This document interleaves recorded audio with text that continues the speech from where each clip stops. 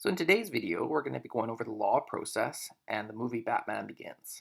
So this is law number 3 of the 21 laws of leadership. The, the Dark Knight is one of my all-time favorite movies. So this kind of led me into going back and watching Batman Begins, which was kind of the prequel for the Dark Knight. Most movies give you a hero that is fully formed. They may have a skill or a lesson to learn, but they have already developed their kind of foundational skills. Batman Begins does a good job of taking you through the development of the hero, seeing their origin story, seeing all the years of work that took to become who they are. So Bruce Wayne develops a worthy mission.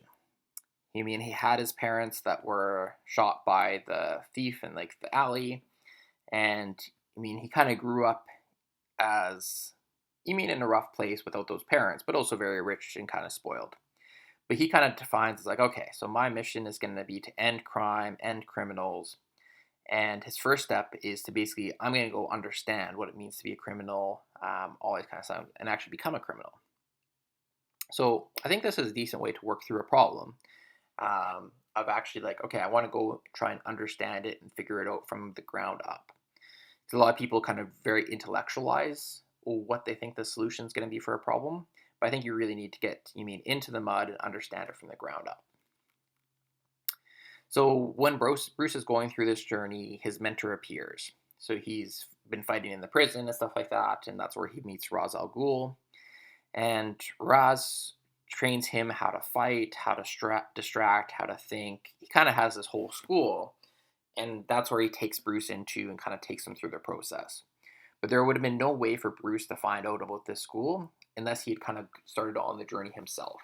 So I think that's a very important piece of this, is that we have to take the step ourselves to going on these journeys, and then typically the mentor appears. It could be 6 months, a year, 3 years into the journey. It's tough to say, but we first have to go towards the goal we're going to, and then typically the universe, God, will help us out. So I like that the movie didn't skip over this process with a 30-second montage. They really took kind of explaining and kind of developed the whole growth and development process. And this was a thing I got too from one of my favorite books, Musashi, who's kind of like the all-time famous samurai swordsman in Japan. And there's a book called Musashi that kind of, I think it's a more fictional account of his journeys, but it talks about how he was kind of this young, childish, immature kid, and he was always causing trouble and all this kind of stuff. And he actually was, I think, sentenced to death, and kind of got it pulled back, so he was just put into prison. And he basically spent, I think, like 3 to 5 years in prison, and he just read books, like he just like book after book after book, because there's nothing else to do.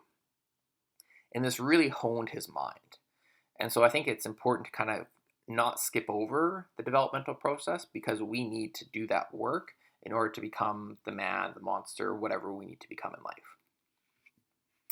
So the law of process. Leadership develops daily, not in a day. Law 3 of the 21 laws of leadership.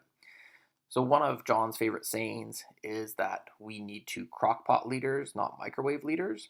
And he talks about that's why we have so many Pop-Tart leaders these days, is because we're trying to make the process so fast.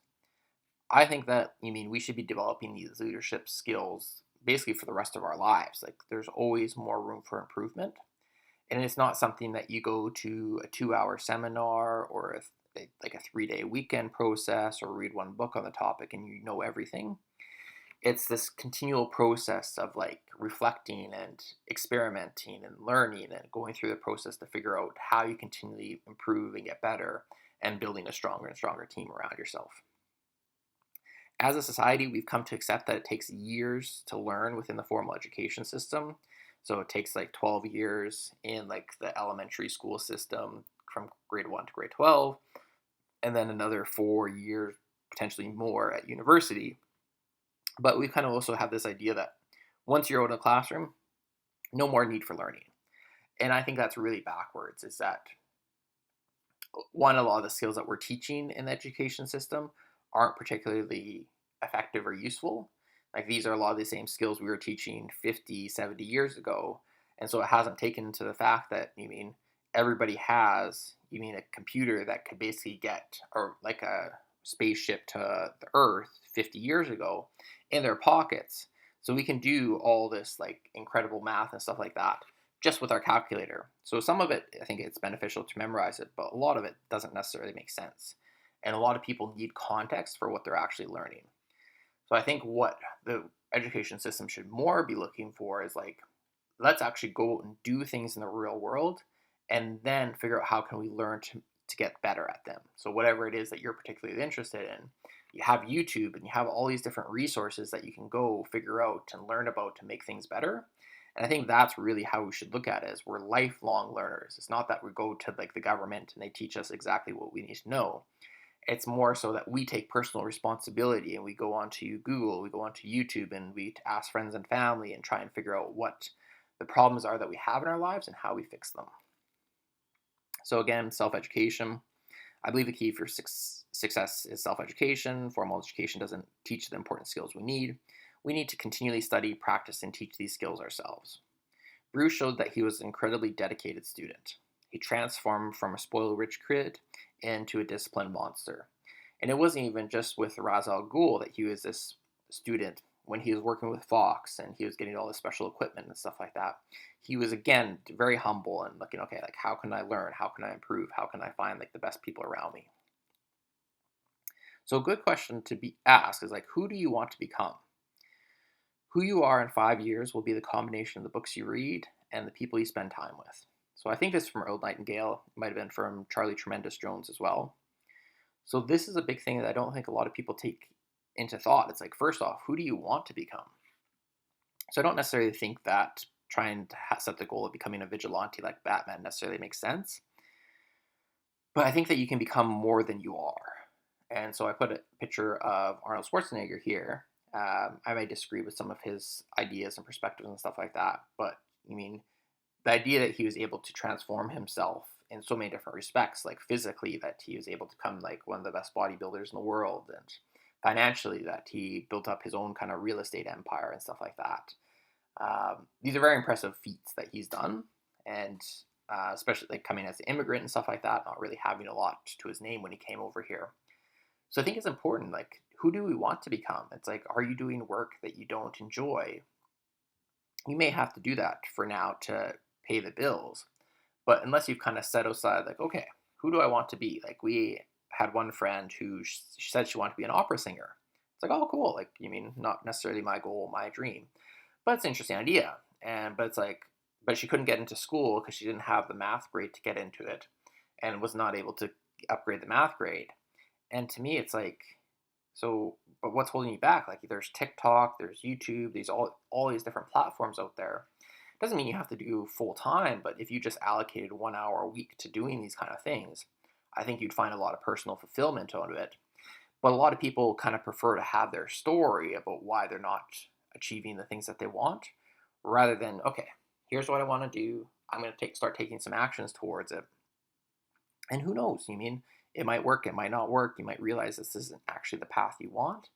But to me, that's what the journey of life is, and that's where the fun is. It's kind of like playing it like a video game, like The Legend of Zelda, of just going through and trying out different ways to go at it, and you need just experimenting and having some fun with it.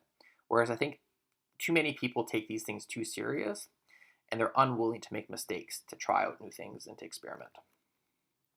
So Kaizen, continuous improvement. So this is a Japanese kind of phrase, and it's kind of facilitated by, I think, W. Edwards Deming. I can't remember who the other quality control people were. So currently, I've been learning how to become a community builder. So I spent the last 10 years learning leadership, and I also spent the last 5 years actually working to develop a few leaders around me. And I finally felt ready that, called by God to lead a larger group of people. That, I've done a decent job developing myself as a leader, and I've done a decent job developing the leaders around me. And so I ended up taking on the president of my community league, and basically it's just like a small organization in our community.